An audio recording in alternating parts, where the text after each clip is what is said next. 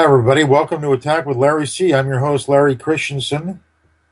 And today I thought we'll talk about one Thunderbolt, one really nice little tactic coming out of nowhere, seemingly, and a kind of unrecognized, I would say, game of Viktor Korchnoi. I always like digging out nice little games from some of the greats, all-time greats like Korchnoi. And this is a game of his that I really have never, I don't think I've ever even encountered before. And I think it's a very instructive, quick game and very instructive and actually quite flashy. But before we get to that game, that's from 50 years ago. First, we're going to see a nice example. Never get complacent on the chessboard. And this is a great example that lightning can really strike, even from the most innocent looking positions. And the position at hand here, we have black has just played knight g3, attacking the rook. First of all, let's check out the material situation, and it is balanced, equal pawns. White has a decided positional edge. His queen is well placed in the center, deep in the center. Black has weak pawns. His king looks vulnerable. White king looks very safe on b1. Black has really only three active pieces. The bishop is a sitting duck. The rook on f8 is doing nothing. However, it really isn't doing nothing. I shouldn't say it's doing nothing. It is connected to its brother rook on b8. Okay, so white's on move. Black is threatening knight takes rook. What do we do? White played, well, now I think rook he1 would have been a very strong continuation here. That basically freezes out the knight. White renews the threat of queen takes d7 and queen takes c5. And black is really in no position to stir up serious trouble. Big edge, if not decisive edge here for white. But the veteran master Sorgich elected to play rook hg1. Perhaps he didn't appreciate the danger in the position. And his young opponent, Nadiram Sarachi of Bosnia, now uncorks, well, he's in a desperate situation here. If the knight plays knight f5, he just loses a piece. The bishop has no good spot to go to. If black protects the threatened bishop with rook fd8, white can start harvesting pawns with knight takes a6 without any serious consequence. So what does black do? Well, Sorgich now, I'm sure, went into a huddle, found the remarkable knight e4. The best defense, counterattack. So here, attacking the queen. What does white do? Okay, so after knight e4, white has really basically two choices here. Does he play queen takes d7, or does he take out that active knight on e4? Well, if queen takes d7, black has the resource available, knight c3 check, king a1, and now not knight takes rook, which loses brutally to bishop takes g6 with a crushing mating attack for white. If king h8, the misery continues after knight takes e6, and there's no serious counterattack here for black. If queen e3, here comes the queen back. Nothing going on b2. Let's say knight takes b2. Here comes the queen back to d2. And there's really no defense. No, black has a much better move, and that is rook takes b2, threatening immediate mate. Then, after king takes b2, black plays knight takes rook check. And if rook takes d1, well, after queen takes d1, now black's king is safe yet again. White's king is wide open. Black has ideas like c5, c4 in the works. Plenty of good counterplay. Black is very much in the game. I think white, let's say a move like queen d6, probably is favored. but he's still, the game is far from over.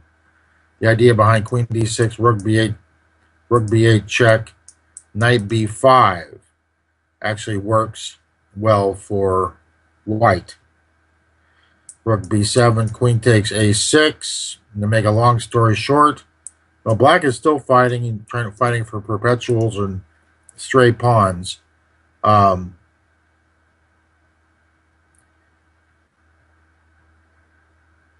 objectively, with perfect play, white should be favored.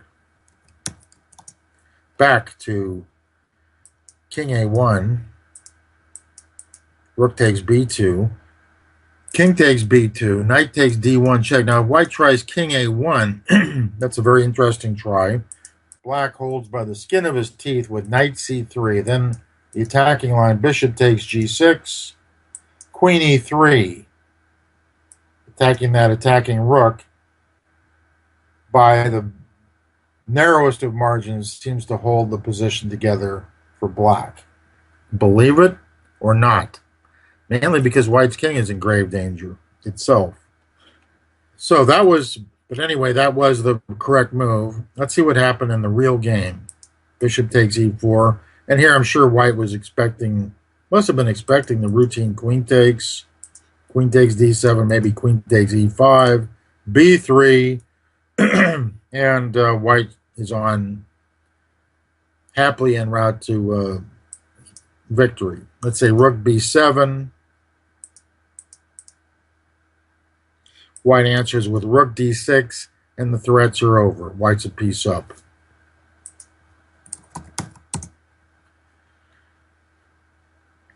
But instead, black had a shock for Mr. Sorgich here. Rook takes b2 check. Violent forcing move. Thunderbolt out of nowhere, seemingly out of nowhere. And the peculiar configuration of white's forces make this shot successful. So let's say if king c1 here, that doesn't really change the equation. Black then plays queen takes e4, threatening mate. If king takes b2, that will transpose to variations similar to the game. And if king a1, well, that gets quickly slaughtered after queen a3. So he's got to take. Check. Where does the king go? a1 gets mated in 2. b1's not possible. There's no good inner position. The king has to go to c1. And now black plays queen e3 check. Nice, that's the real point of the combination. If queen d2 now, black delivers mate on a3. That takes care of the exit square. Subject we've long talked about here on the Attack with Larry C show. White has no choice, rook d2, and now black collects that rook with the initiative intact. Back he goes, queen check. So now after queen e3 check, rook d2, black gains a little time on the clock with a clever queen a3 check. King d1, queen e3, threatening mate. King back to c1, and now he takes the bishop. White has to take on d7, otherwise he's got a shattered position with and down a pawn to boot. Now check.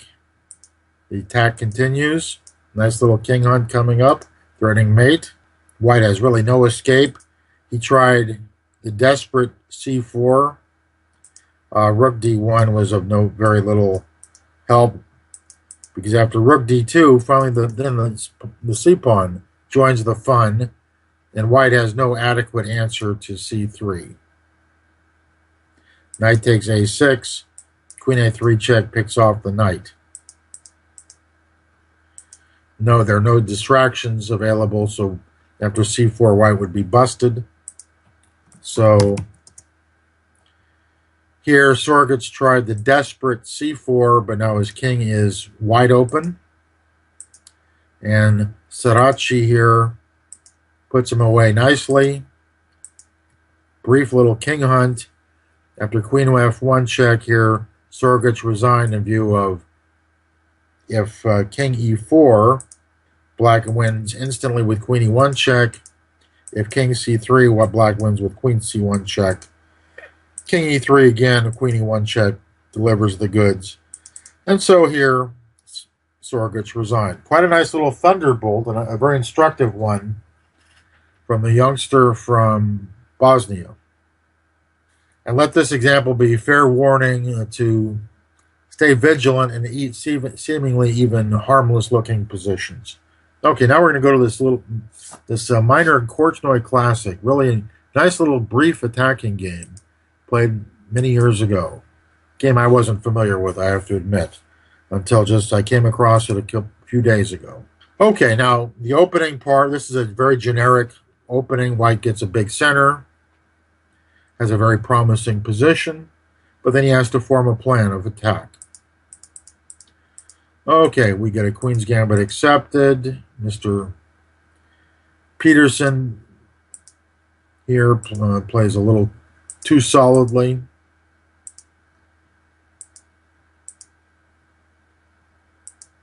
Okay, gives up the center. He does have a bishop outside the pawn chain, so he's active at least in that form. But overall, black has a very passive position.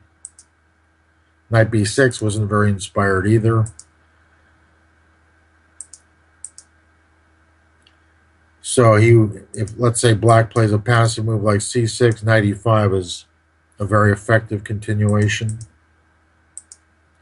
So here at least he puts pressure on e4. White defends it. Black plays knight f6 to d7, continuing the passive trend.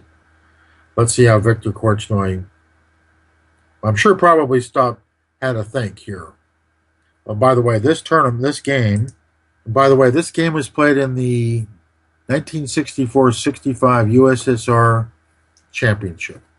Okay, so Korchnoi has a dominating center, more active pieces. He's got an obvious edge, but how to translate that into victory? Let's see how Korchnoi does. Moves I would think about here would be, I would think about a4 here to drive off the knight, a5 to follow up with queen b3. Followed most likely by rooks to the file, c1 and d1 most likely, depending on where the black queen sits.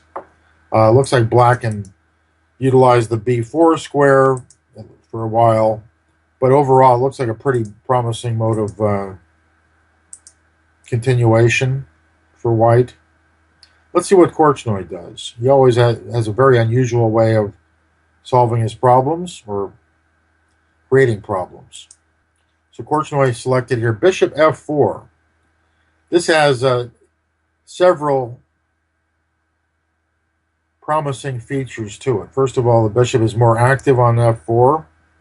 Also, it helps clear the third rank for attacking purposes. I think Korchnoi was already thinking that long ahead to clear the third rank for a rook lift. And also, it prevents the black queen from taking up residence on c7. And by the way, also, if c5 here, of course, white will then dominate the center with d5. And that pawn, the bishop supports that center pass pawn on d5. Looks like an edge for white. Peterson continued in a stodgy fashion here, played bishop d6 to provoke e4, e5. Now, e5 does transform the position significantly. Black suddenly has a square on d5 he can utilize. On the other hand, white has a square e4 made available for attacking purposes. Let's see what he does. He takes. An argument can also be made here for bishop e7, but in that case, white has certain options. Simply, for instance, bishop takes g6, hg, and then d5 looks promising.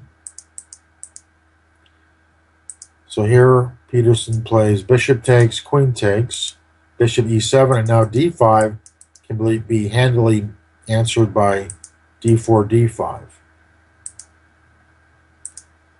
So what does Korchnoi do? He starts offensive operations. Already he's planning the subsequent queen e4 followed by rook d3, looking really towards taking out the black king on g8. Now c5 for black is miserable after d5. So he has to play very carefully here, lest white make a crushing breakthrough. Peterson plays a very sensible move, rook e8, to provide the f8 square for defensive purposes. Korchnoi centralizes the queen. It's another topic we've long talked about. Queens are made to be centralized. Also, the queen can quickly shift over to the king side once that bishop gets out of the way. Of course, he covers, and white lifts. And Korchnoi lifts. Peterson doesn't just give up. He plays knight d5. Bishop's done its job on f4, and now he brings it back to c1. Helps to guard the queen side now. Gets out of the way of the queen. Stands, bishops are made to lurk in the background. Peterson plays knight f8. It's important to shore up his kingside defenses, particularly h7. And Korchnoi brings all of his assets to bear in the attack now. Not just a queen and rook and a bishop and a knight. He also utilizes a foot soldier, h4. That's designed, of course, not just actually to provide support on the important g5 square, but also the pawn can become a battering ram in the event the knight lands on g6. And even h5, h6, ideas like that are made possible. Peterson now resolves the tension here on the queen side in a bid for counterplay. Takes. Queen d5. Attacking the queen and the pawn on a2. I'm sure this is a move that already Korchnoi had foreseen when playing h4. This was an obvious first choice. It really is actually difficult to find any kind of other possibility here. Knight g5 is a strong possibility here for white, or queen g4, threatening bishop h6. Those are both in the works.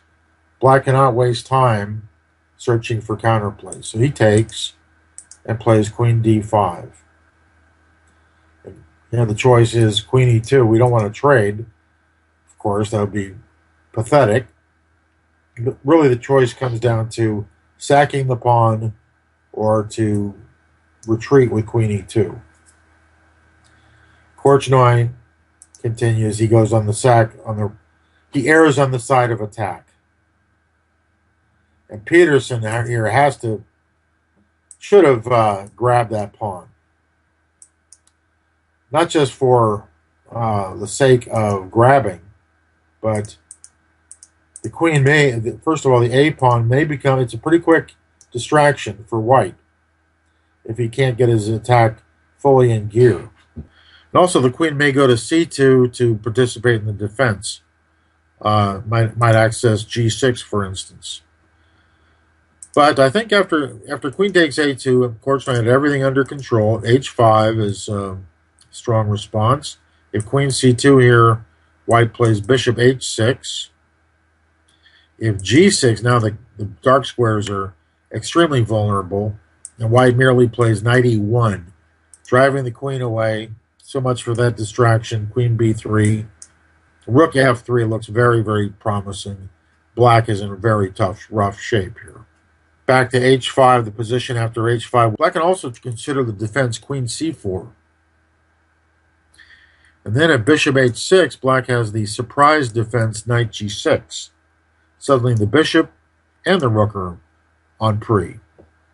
Black is very much in the game. But the cool, calm, collected, and strong answer, rook f d1, puts black under the gun. Now white's going to renew the threat of bishop h6. He's got knight g5 available. Also, very promising attack. This is a long way from any serious distraction. Looks like white's attack is, for all practical purposes, decisive. I still think he should have tried queen takes a2, but maybe Korchnoi flubs one little move and he gets back in the game.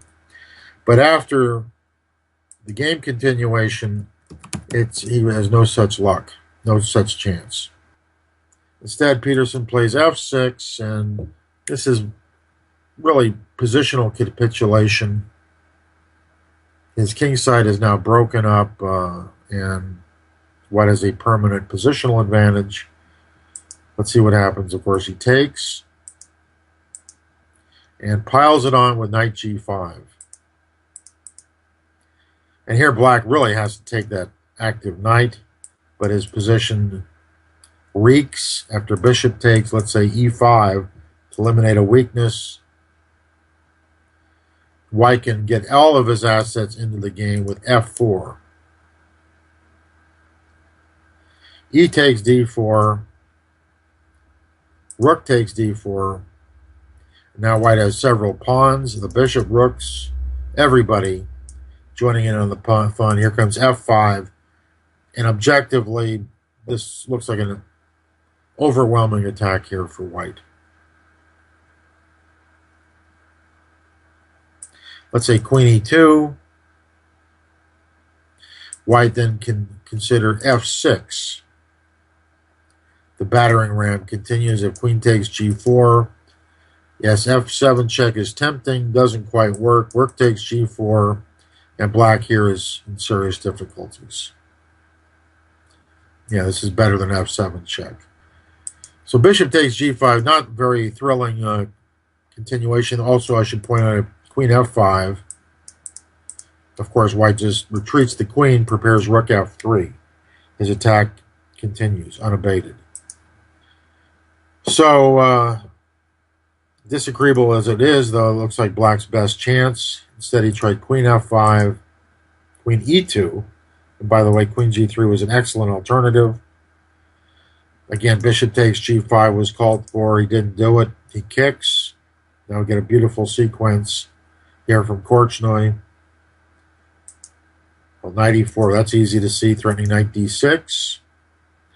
Bishop takes pawn, knight d6 wins. And also rook f3 is threatened. Black has only one move, bishop e7. Now he kicks the queen. And seriously, black has only really one move to stay in the game, and that's queen h7. But white has this position is completely overwhelming after h5. Black has too many weaknesses. His queen is pitifully positioned. It's big edge for white. But black is still alive. But then we would have been cheated to the beautiful finish that was the game continuation, which was queen d5. And I'm sure the young Viktor Korchnoi, he wasn't that young. I think late 20s at that period, or maybe around 30, 1964, 31. Always, of course, looking at violent forcing moves, and here he finds the winning shot. Bishop takes h6. Takes, otherwise his kingside is completely wrecked for no compensation. Check. King f7. If king h7 or h8, that's easy to see. Queen g4 quickly delivers mate. So he tries to run. We have the old story, the king hemmed in by his own friends and suffers a fatal loss as a result. Korchnoi now threatens queen g7 mate, and black has to play seriously rook e to c8. That was his own last real chance. Completely hopeless position, though. White wins with c4. If queen takes c4, queen h5 check wins instantly. If queen f5, rook f3 is overwhelming. If queen a5, queen g7 check, king e8, rook f3 is totally crushing, threatening rook takes f8 check, among other things. Rook f7 is a big threat. Instead, black played rook e to d8, and that sets up a nice little finish here by Korchnoi. Queen g7 check. And drum roll, please. White to move and win. I'm sure you all saw it quickly. Yep. Violent forcing moves to the very end and mate. Nice little, I would say, minor classic from Viktor Korchnoi. I'm glad to bring that again for the public. Also, I should point out this is a lot of great material from the recently concluded World Cup tournament, just chock full of wild, crazy chess. And more particularly, this is a real tournament of maniacs. This is the Poikovsky tournament, the Karpov appreciation tournament, which was just concluded as we broadcast this show. And that has just, with Morozevich, Shirov, Sutovsky, players like that, there are plenty of really wild, crazy, unfathomable type games. Games everybody, I'm sure, will enjoy. So we'll probably cover more than a few of those games in the upcoming episodes. Okay, so that'll do it for this episode of Attack with Larry C. Thanks, everyone, for joining me.